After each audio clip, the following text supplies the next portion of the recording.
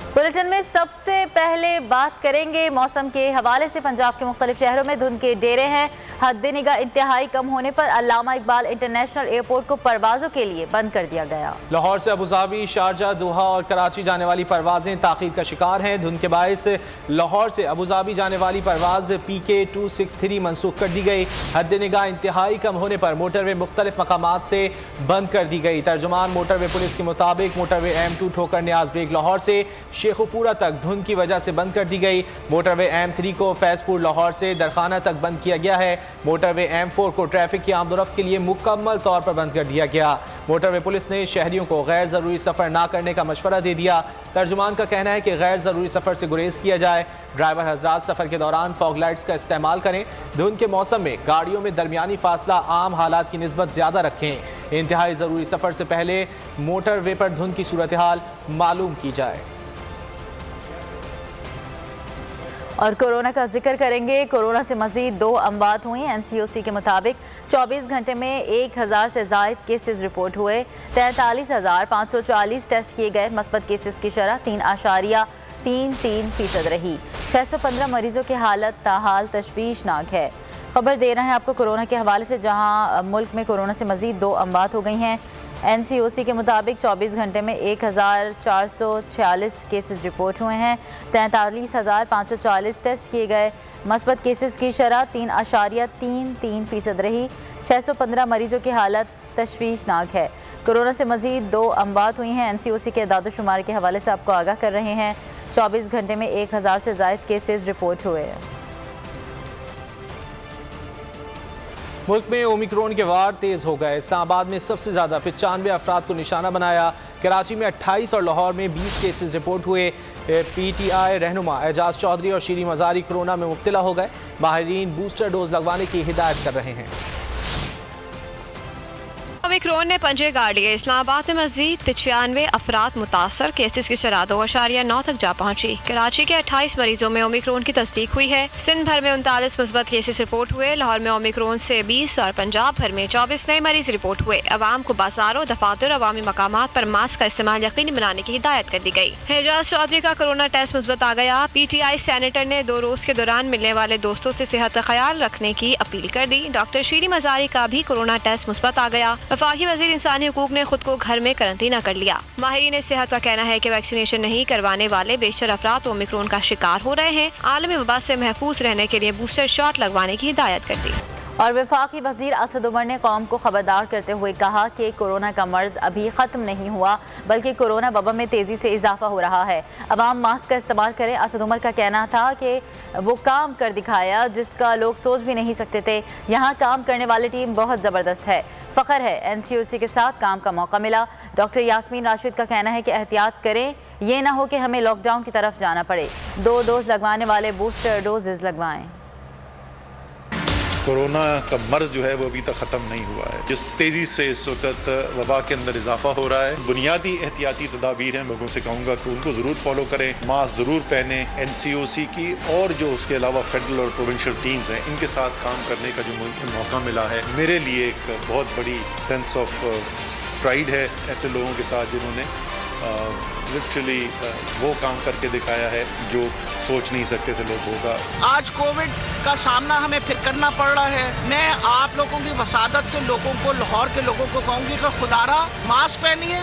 ऐसे करके मास्क पहन के रखें और मेहरबानी करके कोशिश ये करें कि आप सोशल डिस्टेंसिंग करें। ये ना हो कल फिर स्मार्ट लॉकडाउन और लॉकडाउन की तरफ हमें जाना पड़े। कोरोना के ओमिक्रॉन वेरिएंट ने दुनिया भर को खौफ में मुब्तला कर दिया। अमेरिका में मजीद 5 लाख अफराद कोरोना से मुतासर। बरतानिया समेत यूरोप में भी कोरोना एक बार फिर सर उठाने लगा। कब्रिस में वबा की नई किस्म सामने आ गई। और मुजव्वज़ा मिनी बजट के खिलाफ पीपल्स पार्टी ने पार्लियामान के बाहर एहतजाज किया। अरकान पार्लियामेंट ने भी भरपूर शिरकत की। आज और कल भी एहतजाजी मुजाहिरे होंगे।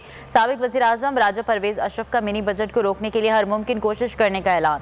हुकूमती बेंचेस पर बैठे लोगों के साथ देने की अपील करते हुए कहा कि हुकूमती बेंचेस पर बाज़ ज़मीर लोग भी अपोजिशन का साथ देंगे। हम हुकूमत को ये बावर कराना चाहते हैं कि वो ये मिनी बजट लेकर न आए। और मैं समझता हूँ कि ये मिनी बजट जो है वो पाकिस्तान के अवाम के दुखों में इजाफा करेगा। आपको फिर वार्न करेंगे और आपके इस बिल का रास्ता रोकेंगे, इसकी मजम्मत करेंगे। जिस कदर हमसे हो सका हम इसकी मजम्मत करेंगे। और मुझे यकीन है कि हुकूमत में बैठे हुए मेंबरान भी, वो भी अगर अपने ज़मीर को टटोलेंगे तो उनका ज़मीर उनको ये ज़रूर कहेगा कि ये पाकिस्तान के अवाम पर जुल्म है। और मुझे यकीन है कि बाज़ अमीर मेंबरान जो हुकूमती बेंचों पर भी बैठे हैं, वो इस हुकूमत के इस जालमाना फेज, इस मिनी बजट तब्दीली पर इत्तेफाक। पीपल्स पार्टी ने हुकूमत को घर भेजने के लिए मरहलावार अदम एतमाद की तहरीक लाने पर जोर दिया। शहबाज शरीफ का मौलाना फजलुर रहमान से भी राब्ता। एहतजाजी तहरीक पर मुशावरत। लीगी ज़राए का कहना है कि पीपल्स पार्टी और नून लीग मुत्तहिद हों तो इन हाउस तब्दीली मुश्किल नहीं। हुकूमत के खिलाफ मुतहरिक तमाम जमातों से राब्ते। मजीद इंतजार किया तो पाकिस्तान को नाकाबिल तलाफी नुकसान होगा। Opposition leader Punjab assembly Hamza Shehbaz ने वाजे कर दिया, आज कौम की आंखों में खून है इमरान नियाजी, और तुम्हारे गुनाहों की लिस्ट लंबी होती जा रही है। आज इलेक्शन कमीशन की फॉरेन फंडिंग कमेटी की जो रिपोर्ट है, उसने तुम्हें सर्टिफाइड चोर डिक्लेयर कर दिया इमरान नियाजी। अब तुम्हें छुपने का मौका नहीं मिलेगा। लीगी रहनुमा राना सनाउल्लाह ने पीपल्स पार्टी से ओपन डोर राब्तों की तस्दीक की। पार्टी से हम बैक डोर नहीं, ओपन डोर राब्ते कर रहे हैं। बिलावल भुट्टो जरदारी साहब की और मियां शहबाज शरीफ साहब की मुलाकात हुई है, सारे ऑप्शन डिस्कस हुए हैं। लीगी ख्वाजा आसिफ का कहना था कि अगर 27 फरवरी पर तमाम जमातों का इत्तेफाक हो जाता है तो नून लीग को कोई एतराज नहीं। अगर 27 फरवरी पे तमाम पार्टीज एग्री कर जाएं तो अभी भी तकरीबन 1.5 माह जो है बाकी है, बल्कि 1.25 महीने बाकी हैं। ये इफेक्टिवली ऑर्गेनाइज भी किया जा सकता है और ऊपर चले जो गवर्नमेंट की फेलियर्स हैं वो सामने आई है मरी के हवाले से। इससे ज्यादा क्या इनकॉम्पिटेंस हो सकती है। ख्वाजा आसिफ का मजीद कहना था कि आज के एजेंडे का मकसद पीपल्स पार्टी और तमाम जमातों को ये बावर कराना है कि इनफरादी हैसियत के बजाय सब मिलकर हुकूमत के खिलाफ जद्दोजहद करें। और मुस्लिम लीग नून ने पीपल्स पार्टी समेत तमाम अपोजिशन जमातों के साथ मिलकर हुकूमत के खिलाफ इन एक्शन होने का फैसला कर लिया। लीगी रहनुमाओं का कहना था कि जालिम हुकूमत से छुटकारे के लिए आईनी रास्ता अपनाया जाए। मजीद इंतजार किया तो पाकिस्तान को नाकाबिल तलाफी नुकसान हो सकता है। पीपल्स पार्टी से बैक डोर नहीं, ओपन डोर राबते हो रहे हैं। अगर 27 फरवरी पर तमाम जमातों का इत्तेफाक हो जाता है तो नून लीग को कोई एतराज नहीं। मुस्लिम लीग नून ने पीपल्स पार्टी समेत तमाम अपोजिशन जमातों के साथ मिलकर हुकूमत के खिलाफ इन एक्शन होने का फैसला कर लिया। लीगी रहनुमाओं का कहना था जालिम हुकूमत से छुटकारे के लिए आईनी रास्ता अपनाया जाए। मजीद इंतजार किया तो पाकिस्तान को नाकाबिल तलाफी नुकसान हो सकता है। पीपल्स पार्टी से बैक डोर नहीं, ओपन डोर राबते हो रहे हैं। सिविल और मिलिट्री ताल्लुकात में खराबी। DG ISPR के बयान के बाद अपोजिशन का बयानिया दम तोड़ गया। वज़ीर आज़म इमरान खान की ज़ेर सदारत इजलास में वज़रा सानेह मरी पर ज़िले इंतज़ामिया के हक़ में बोल पड़े। वज़ीर आज़म ने भी रेस्क्यू ऑपरेशन में सिविल और मिलिट्री इदारों की काविशों की तारीफ़ की है। वज़ीर ख़जाना ने IMF के साथ होने वाले मुआहदे से तर्जुमानों को आगाह करते हुए कहा कि महंगाई में मुसलसल कमी आ रही है। सिविल और मिलिट्री ताल्लुकात तारीखी। DG ISPR के बयान के बाद अपोजिशन को शिकस्त। वज़ीर आज़म की ज़ेर सदारत हुकूमती रहनुमाओं और तर्जुमान की बैठक। सिविल मिलिट्री ताल्लुकात पर भी बातचीत की गई। इजलास में वज़ीर आज़म को बताया गया कि DG ISPR के बयान के बाद सिविल मिलिट्री ताल्लुकात से मुतालिक अपोजिशन का बयानिया दम तोड़ गया है, जबकि वज़ीर ख़जाना ने IMF के साथ होने वाले मुआहदे से तर्जुमानों को आगाह करते हुए कहा कि महंगाई में मुसलसल कमी आ रही है। इजलास में सानेह मरी के हवाले से भी तफसीली ब्रीफिंग दी गई और बताया गया कि 1,64,000 गाड़ियां मरी में दाखिल हुई। इस पर वज़ीर आज़म इमरान खान ने इस्तफसार किया कि क्या बर वक्त इक़दामात से सानेह मरी को रोका जा सकता था, जिस पर इजलास में वफाकी वज़रा ज़िला इंतज़ामिया के हक़ में बोल पड़े। वज़ीर दाखिला शेख रशीद ने कहा कि पूरी सूरत हाल के दौरान इंतज़ामिया और पुलिस ने बेहतरीन काम किया। शाम 5 बजे ही मरी जाने वाले रास्ते बंद कर दिए थे। हालात पुलिस के कंट्रोल से बाहर थे, रेंजर्स तलब करना पड़ी। इजलास के दौरान वज़ीर आज़म का कहना था कि मौजूदा दौर में सयाहत एक नई हकीकत है। सयाहत बढ़ गई है, इंफ्रास्ट्रक्चर कई दिहाइयां पीछे है। नए होटल्स की तामीर के साथ पुराने स्ट्रक्चर को बेहतर करना लाजमी है। बढ़ते हुए सयाहों को मेयारी रिहाइश की फराहमी एक चैलेंज है। इजलास के दौरान वज़ीर आज़म ने रेस्क्यू ऑपरेशन में सिविल इदारों और फौज की काविशों की तारीफ की। मुजव्वज़ा मिनी बजट के खिलाफ पीपल्स पार्टी ने पार्लियामान के बाहर एहतजाज किया। अरकान पार्लियामेंट ने भी भरपूर शिरकत की। आज और कल भी एहतजाजी मुजाहरे होंगे। साबिक वज़ीर आज़म राजा परवेज़ अशरफ का मिनी बजट को रोकने के लिए हर मुमकिन कोशिश करने का ऐलान। हुकूमती बेंचों पर बैठे लोगों से साथ देने की अपील करते हुए कहा कि हुकूमती बेंचों पर बाज़मीर लोग भी अपोजिशन का साथ देंगे। इसी हवाले से बात कर लेते हैं। हमारे साथ मौजूद हैं माहिर मौशियात साइम अली। साइम अली साहब, बहुत शुक्रिया आपके वक्त का। साइम अली, जैसा कि अपोजिशन जमातों की जानिब से एहतजाज का कहा जा रहा है और कहा जा रहा है कि वो इस मिनी बजट को मंजूर नहीं होने देंगे, आप क्या समझते हैं, क्या ये आवाम दुश्मन बजट है जैसा कि अपोजिशन जमातों की जानिब से कहा जा रहा है? जी, इस जो टैक्स मेजर्स गवर्नमेंट ले रही है इसका एक ही मकसद है और वो है कि इम्पोर्ट बिल को किसी तरह कम कर सकें। जिस तरह आप जानते हैं कि इस वक्त इंटरनेशनल मार्केट्स में प्राइसेस रिकॉर्ड लेवल्स पे पहुंच चुकी हैं, एनर्जी की हो, मेटल्स हो या फूड प्राइसेस हो।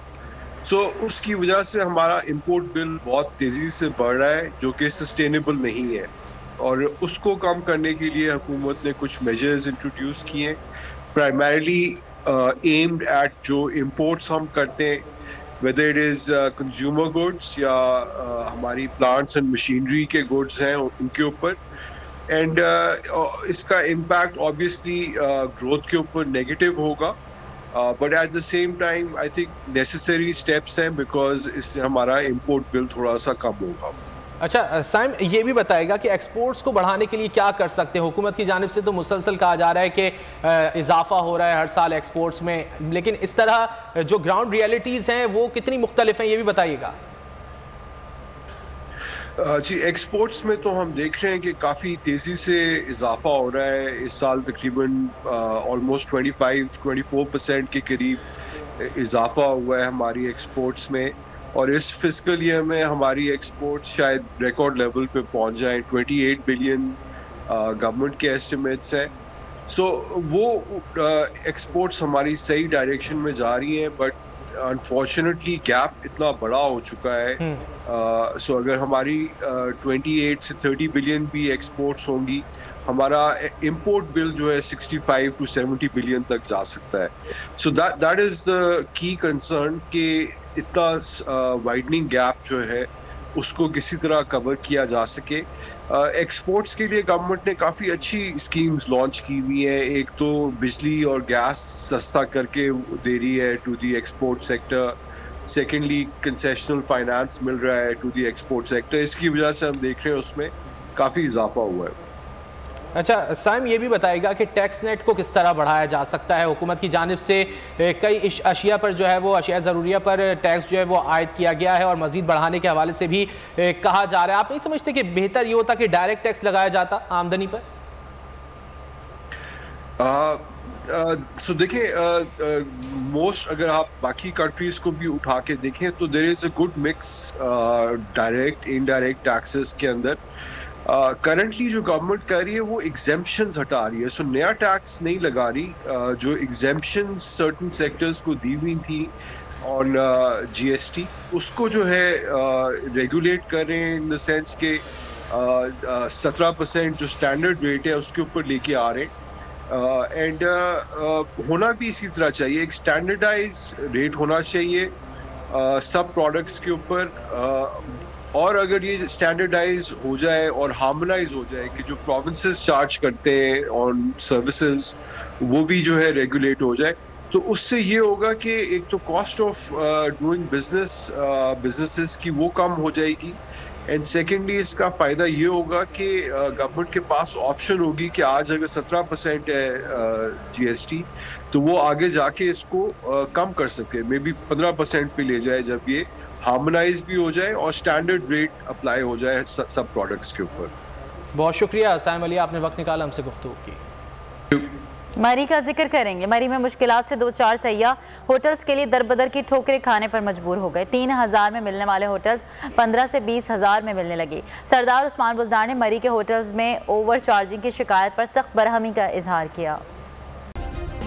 सब्सक्राइब करें और बेल दबाएं ताकि कोई खबर रह न जाए।